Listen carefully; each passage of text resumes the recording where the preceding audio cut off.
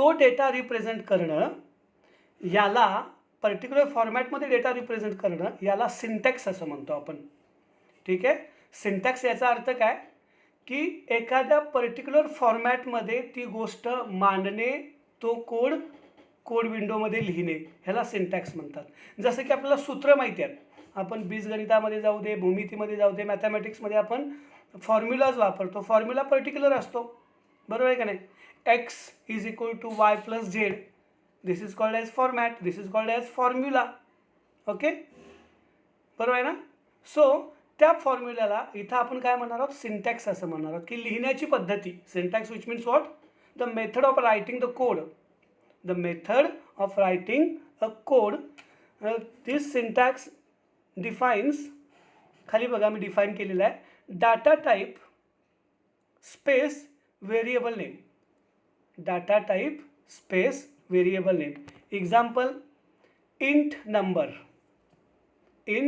Number, float salary, care name. हे समजून घ्या, फार महत्त्वाची गोष्ट आहे. हे डिक्लेरेशन आहे. असा कोड लिहायला लागतो आपल्याला की जर मला एखादं लोकेशन तयार करायचं आहे, एखादं मेमरी लोकेशन्स तयार करायचं आहे, व्हेरिएबल तयार करायचं आहे, आणि त्या व्हेरिएबलला मला नाव द्यायचं आहे नंबर, नंबर असं नाव द्यायचं आहे, आणि त्या लोकेशनमध्ये मला कुठल्या प्रकारची व्हॅल्यू स्टोअर करायची आहे, इंटिजर व्हॅल्यू स्टोअर करायची आहे, इतर कुठलीही नाही. तेव्हा मी काय करेन, इंट नंबर सेमिकोलन. याचा अर्थ असा, इंट स्पेस नंबर सेमिकोलन. याचा अर्थ असा आहे की मी नंबर NO नावाचं एक व्हेरिएबल तयार करतोय, NO नावाचं एक व्हेरिएबल बनवतोय, आणि त्या व्हेरिएबलला मी कुठल्या प्रकारचा डाटा टाईप देतोय, int INT, I small, N small, T small. जो फॉर्मॅट आहे त्याच फॉर्मॅटमध्ये आपल्याला लिहिणं गरजेचं आहे, त्याला आपण सिंटॅक्स म्हणतो. INT space NO semicolon. Okay. Float, real नंबरसाठी डेटा टाईप कुठला आहे, फ्लोट आहे. इंटेजरचं इंट केलं, फ्लोटचं फ्लोट, आणि कॅरेक्टरचं कॅर. आता मला तुम्ही सांगू शकताय की नंबरमध्ये आपण कुठल्या प्रकारची माहिती भरणार आहोत, इंटेजर. सॅलरीमध्ये कुठल्या प्रकारची व्हॅल्यू भरणार आहोत, कुठल्या प्रकारचा डेटा भरणार आहोत, फ्लोट, रिअल नंबर ज्याच्यामध्ये दशांशस्थळं आहेत. आणि नेम ह्या लोकेशनमध्ये कुठली माहिती भरणार आहोत, कॅरेक्टर माहिती भरणार आहोत, कॅरेक्टर टाईपची माहिती भरणार आहोत. का तर आपण इथं डिक्लेअर केलेलं आहे की नंबरला आपण टाईप दिला आहे इंट, सॅलरीला आपण दिलं आहे फ्लोट, आणि नेमला आपण काय दिलं आहे, कॅरेक्टर असं दिलेलं आहे. त्यामुळे त्याला पर्टिक्युलर त्या टाईपमध्ये आपण तो डेटा सेव्ह करणार आहोत. आपण एक चार्ट बघूया, ज्या चार्टमध्ये आपल्याला काय डिक्लेअर होत आहे, ज्या चार्टमध्ये आपल्याला कळेल की इथं बघा 4 कॉलम्स मी तयार केले आहेत. पहिल्या कॉलममध्ये डाटा टाईप टाकला आहे, दुसऱ्या कॉलममध्ये त्याचा कीवर्ड टाकला आहे, तिसऱ्या कॉलममध्ये साईज अलोकेशन, आणि चौथ्या कॉलममध्ये त्याचा सिंटॅक्स दिलेला आहे. जर मला एखाद्या व्हेरिएबलमध्ये इंटेजर व्हॅल्यू स्टोअर करायची असेल, जर मला एखाद्या व्हेरिएबलमध्ये इंटेजर टाईपची व्हॅल्यू सेव्ह करायची असेल, तर त्यासाठी डिक्लेअर करताना मला कुठला कीवर्ड वापरणं गरजेचं आहे, इंट हा कीवर्ड वापरणं गरजेचं आहे. INT, int. स्मॉल आय सुद्धा, आय कॅपिटल चालणार नाही, INT.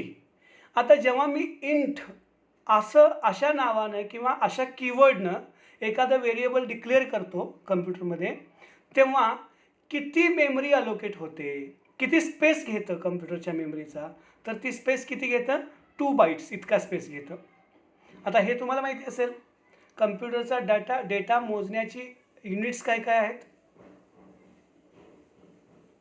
इथं मी थोडंसं रिपीट करतो की कम्प्युटरचा डेटा मोजण्यासाठीचे युनिट्स आहेत बीट, बाईट, किलोबाईट, मेगाबाईट, गिगाबाईट, टेराबाईट.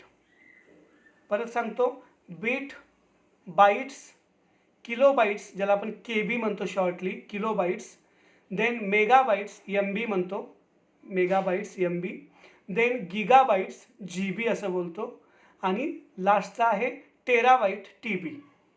बरोबर ना. आपण ऐकून आहे मेमरी कार्ड 1 GBचं असतं.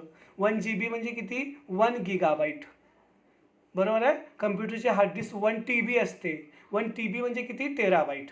म्हणजे कम्प्युटरचा डेटा युनिट स्टोरेज मोजण्याची हे युनिट्स आहेत. युनिट्समध्ये पण आपण लक्षात घेऊया की 8 बीट म्हणजे 1 बाईट, बरोबर आहे. 8 bit is equal to 1 byte. 1024 bytes is equal to 1 kilobytes. 1024 kilobytes is equal to 1 megabytes. 1024 megabytes is equal to 1 gigabytes and 1024 gigabytes is equal to 1 terabytes. हवं तर मी नेक्स्ट लेक्चरला किंवा ग्रुपवर ते स्पेसिफिकेशन एक वेगळे टाकतो. इथं मी करायला पाहिजे होतं ते. ठीक आहे, मी तुम्हाला ह्या लेक्चरमध्ये न टाकता सेपरेट एक चार्ट टाकतो की तुम्हाला मेमरी अलोकेट करण्यासाठीचा परस्पर सहसंबंध कसा आहे. तर जेव्हा मी इंटेजर हे डेटा टाईपनं इंट या कीवर्डनं एखादं व्हेरिएबल डिक्लेअर करतो तेव्हा तिथं कम्प्युटरमध्ये किती बाईट्स मेमरी अलोकेट होते, 2 बाईट्स मेमरी अलोकेट होते. आणि मग ते करायचं कसं, सिंटॅक्स कसं आहे बघा. INT space salary. सॅलरी नावाचं व्हेरिएबल आहे. त्या व्हेरिएबलमध्ये मी कुठल्या प्रकारचा डेटा स्टोअर करणार आहे, इंटेजर प्रकारचा स्टोअर करणार आहे. कुठल्या प्रकारचा, इंटेजर टाईपचा डेटा मी सॅलरी नावाच्या व्हेरिएबलमध्ये स्टोअर करणार आहे. आणि ते सॅलरी हे ना व्हेरिएबल जे आहे ते किती साईजचं आहे, 2 बाईट्सचं आहे. सॅलरी हे व्हेरिएबल किती बाईट्सचं आहे, 2 बाईट्सचं आहे. कुठल्या प्रकारचं आहे, इंटेजर प्रकारचं आहे. सेकंड लाईनला या, रिअल. जेव्हा डेटा टाईप रिअल असतो तेव्हा कीवर्ड कुठला वापरणार, फ्लोट असा वापरणार. आणि फ्लोटसाठी जरा मोठा अंक असतो ना, डेसिमल प्लेसेस वगैरे असते म्हणून जास्त जागा लागते. किती जागा लागते, 4 बाईट्स. साईज किती अलोकेट आहे फ्लोटसाठी, 4 बाईट्स अलोकेट आहे. आणि डिक्लेरेशन सिंटॅक्स कसं आहे, फ्लोट स्पेस पाय असं मी टाकले. नाव कुठलंही देऊ शकता, पाय सेमिकोलन. फ्लोट, कारण पायची व्हॅल्यू किती आहे, 3.14. डेसिमल आहेत ना म्हणून मी पाय कुठलंही देऊ शकता, पायच पाहिजे असं नाही. नेम काय तुम्हाला रूल्स माहिती आहे तर रूल्स फॉलो करून तुम्ही कुठलंही नाव देऊ शकताय. देन तिसरा प्रकार कुठला बघितला मी, character. कॅरेक्टरसाठी CHAR, care, CHAR keyword कुठला वापरणार आपण, कॅर असा वापरणार. आणि मग कॅर टाईपच्या डेटासाठी किती मेमरी अलोकेट होते, ओनली 1 बाईट्स. आणि मी सिंटॅक्स कसा दिला आहे, care space employee underscore name. Care space employee underscore name असा दिलेला आहे. म्हणजे हा त्याचा सिंटॅक्स झाला. याचा अर्थ काय की मी सॅलरी या व्हेरिएबलमध्ये पूर्ण अंक स्टोअर करणार आहे, कारण मी डिक्लेअर केले की ते इंट आहे. पाय ह्या व्हेरिएबलमध्ये मी फ्लोटिंग पॉईंट, डेसिमल प्लेसेस असणारी व्हॅल्यू स्टोअर करणार आहे, कारण मी डिक्लेअर केले की ते फ्लोट आहे. आणि एम्प्लॉई अंडरस्कोर नेम या व्हेरिएबलमध्ये मी नाव टाकणार आहे, कारण मी डिक्लेअर केले काय की ते कॅर आहे, कॅरेक्टर टाईपचे व्हेरिएबल आहे. लक्षात आलं. सो व्हेरिएबल हा कन्सेप्ट इथं तुमच्या लक्षात यायला हरकत नाही. काही शंका असतील तर पुन्हा आपण नेक्स्ट लेक्चरमध्ये बघू. व्हेरिएबल इतकंच लक्षात ठेवा की सीमध्ये जेव्हा मी प्रोग्राम तयार करतो, एखादा प्रोग्राम बनवणार आहे, त्या प्रोग्रामसाठी लागणारे मेमरी, ती मेमरी आधी अलोकेट करावी लागते. आधी सांगावी लागते कंपायलरला की मला इतकी इतकी इतकी मेमरी पाहिजे आहे. आणि ती इतकी इतकी इतकी मेमरी डिक्लेअर करावी लागते, बरोबर आहे. डिक्लेअर करावी लागते इंट, फ्लोट, कॅर ह्या 3 डाटा टाईपनं डिक्लेअर करावे लागते. ह्या मेमरी लोकेशन्सना आपण व्हेरिएबल्स असं म्हणणार आहोत. कॉन्स्टंट हे नेहमी कॉन्स्टंट असतात, व्हेरिएबल्स हे नेहमी बदलतात. दोन्हीचा परस्पर संबंध काय आहे बघा. समजा मी इंट ए असं घेतलं, म्हणजे याचा अर्थ ए हे व्हेरिएबल तयार केलं आणि त्याचा डेटा टाईप कुठला दिला आहे, इंटेजर दिला आहे. आता मी एमध्ये 5 स्टोअर केलं, बरोबर आहे. एमध्ये किती आलं, 5 आलं. पण मी त्याच्या खाली लगेच ए इज इक्वल टू 6 केलं. ए इज इक्वल टू 6 केलं तर आता काय आलं, एमध्ये 6 आलं. आधी काय होतं, एमध्ये 5 होतं, ते 5 निघून गेलं. व्हॅल्यू रिप्लेस होते, व्हॅल्यू पहिली निघून जाते, दुसरी येते. जेव्हा we are trying to insert data in a variable again and again, then previous value wash out and new value will be stored in this variable. Okay. जेव्हा मी एखाद्या व्हेरिएबलमध्ये पुन्हा पुन्हा व्हॅल्यू स्टोअर करतो त्यावेळी आधीच्या व्हॅल्यू निघून जातात, नंतरच्या व्हॅल्यू त्याच्यामध्ये स्टोअर होत असतात. हे लक्षात घ्या, ठीक आहे. त्यामुळं ए इज इक्वल टू 5, देन लगेच मी ए इज इक्वल टू 6 केलं, देन लगेच मी ए इज इक्वल टू 10 केलं. देन काय होणार आहे याच्यामध्ये की पहिला जेव्हा मी 6 स्टोअर करतो तेव्हा 5 निघून गेलं, जेव्हा मी 10 स्टोअर केलं तेव्हा 6 निघून गेलं. आणि लास्ट टाईम जी व्हॅल्यू मी त्याच्यामध्ये स्टोअर केलेली आहे ती व्हॅल्यू कंटिन्यू त्या व्हेरिएबलमध्ये स्टोअर राहणार आहे. लक्षात येतं. Variable it is a nothing but a memory locations. Variable which means a memory locations, दुसरं काहीही नाही. ठीक आहे.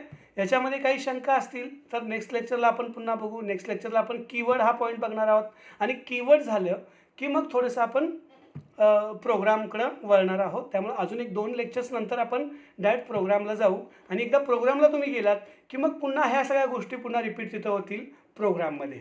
लक्षात आलं. त्यामुळे व्हेरिएबल हा कन्सेप्ट समजून घ्या. यात काही शंका असतील तर कदाचित मला वाटते उद्या आपलं TYचा पेपर आहे रिपीटरचा, त्यामुळं कदाचित आपण दुपारनंतर लेक्चर घेऊ. स्किप करायला नको. सॅटर्डे उद्या पेपर साधारण 2 ते 3:30 पर्यंत असतो.